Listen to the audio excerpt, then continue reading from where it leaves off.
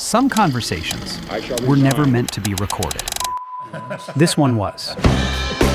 Dick Schultz, University of Iowa basketball coach, ran the NCAA, and led the United States Olympic Committee. Kevin Cramton, author of Tuned, former CEO, who has led billion-dollar deals around the globe and credits Dick as his greatest mentor. Sometimes life, you get out of tune. If you keep your focus in the right place, and then life will become a true adventure for you. In a world moving faster than ever, it's easy to lose rhythm. These conversations help you find it again. The A and B students all end up working for the C students. This is not a masterclass. This is not a playbook. It's just real talk from two men who have done it. Welcome to Tune Talks. What you are about to watch is my mentor, Dick Schultz, and I talk about what I call the 4 keys to staying in tune. This is what Tuned Talks is all about. And I find in the case of business, building out that point of connection starts to build relational capital, which allows you to then do business together. And that relationship in many cases lasts decades and decades. Maybe why don't you talk a little bit about your experience with this whole concept called, building this relational capital as you've kind of worked with leaders throughout the country, here in the U.S. and also around the world.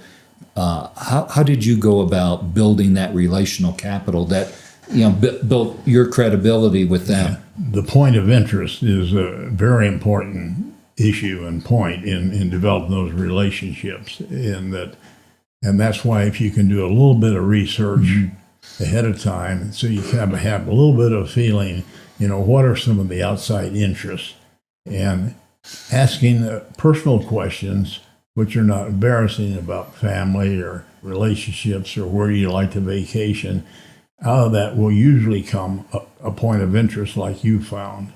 Paul, the great missionary, when he went into a new area or a new country for the first time, he started out by talking about things that was familiar to them and establishing that relationship so that there was some feeling of confidence.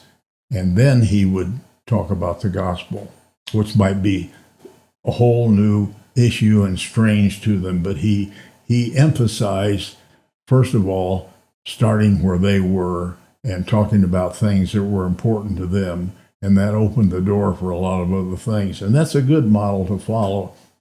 The other thing that you learn, and you have to be a good listener.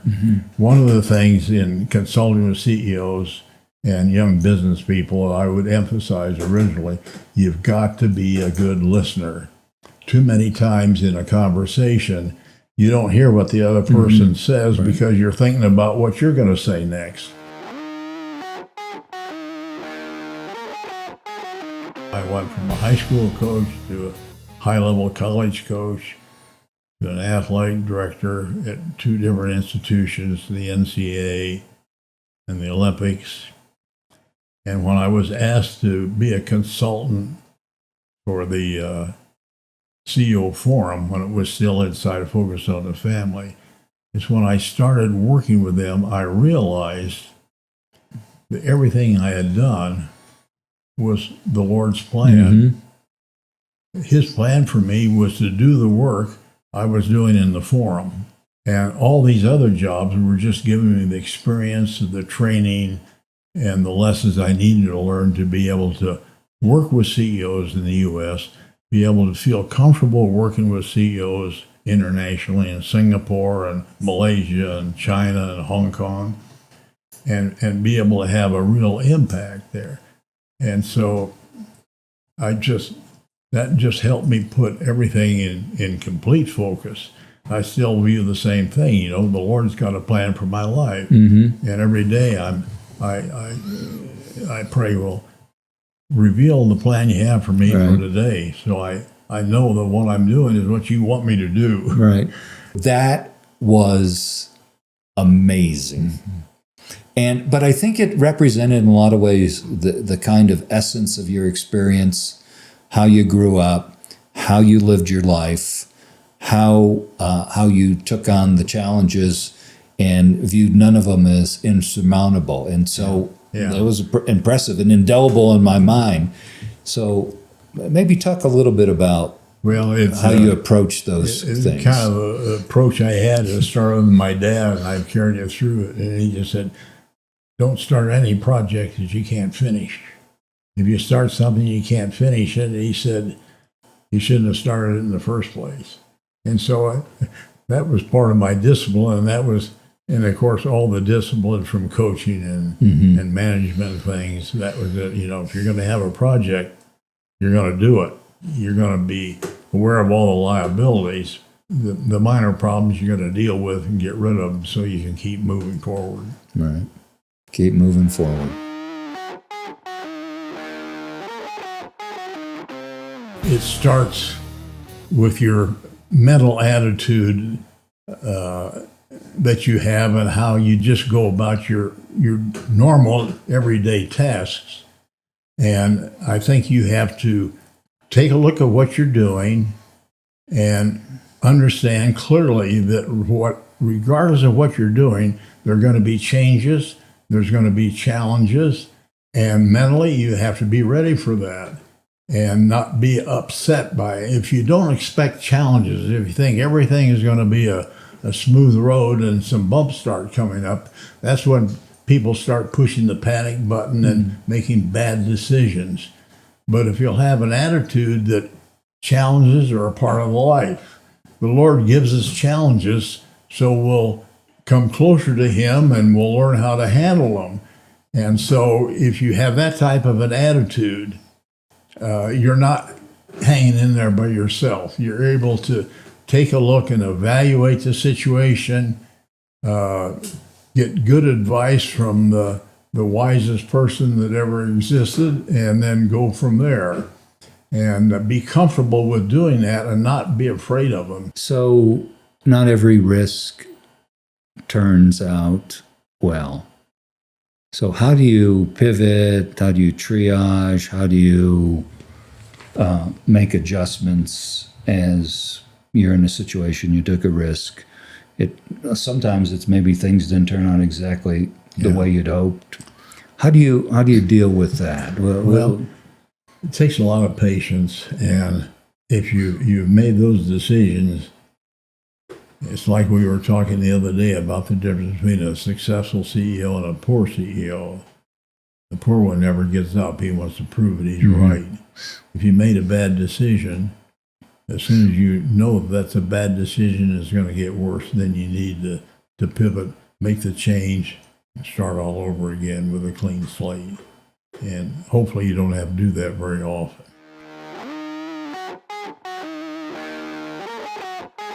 You're in the game, you're in the arena, you're going to get knocked down from time to time. How do you mentally get yourself back up? What gets you back up? How do you get back up when you get knocked down? Yeah, I was never somebody to stay down very long. I would find something that I could get back up and do that would get me energized again. I never looked at the negative side of it. I knew that there were always going to be ups and downs and challenges. And this is where I think it's so important that in our lives that we really learn to trust the Lord and understand that He's in charge of our lives and we are not. And if we can communicate well with Him, getting knocked down doesn't bother us very much, but He's got something else for us to do right away anyway. So I think your spiritual and your family life and your situation there is really important. You have a good spouse and good children. They're a good way to keep yourself positive in what you're doing. But I think the important thing for me was that I felt like I had a mission. The Lord had a plan for my life. And part of that plan was having challenges every day that I had to deal with and trusting Him to guide me through. Right. And how about this whole concept of treating life like a great adventure versus treating it with, sometimes we treat it with drudgery or are fearful. How about this whole attitudinal concept of life is a great adventure? It sounds like you've kind of had a chance to live a great adventure. Would you characterize? Yeah, I would say back? that. I've had the opportunity to do things in my life that I never in the world thought I would ever have a chance to do. We had a situation where Jackie and I were able to travel the world together because the Olympics had a lot of problems that included spouses, so I could take her with me, and the International Committee would pay those expenses. That's a wonderful opportunity, and we had great experience. We met people from other nations all over the place and understood how to communicate with them and how to realize they had as many challenges, and in a lot of cases they were envious of people who lived in the U.S. and especially at the U.S. Olympic Committee. And just the experiences I had of coaching and managing and all the people I met along the way, and the opportunity to have a relationship with 4 different presidents in the U.S. and play golf with a couple of them and be invited to dinners at the White House that were there for visiting dignitaries from the other country. Those are experiences I never ever thought I would ever have. And so I looked on those as a blessing and a rich opportunity, and just move forward. And I think it wasn't I was motivated to do that. It's just because what I did, and if I did it well, there was some real interesting things that came along because of that. Right. To change the situation is just so important, because I don't care what you do, there's going to be things you're going to have to adapt to. First of all, just staying up to speed on what's current and what you need to do to be able to stay effective in what you're doing. And then, if you think you're going to have a job that has no problems, you've got a problem already. Right. Because life is full of problems, and the problems are what train us to do the things we need to do.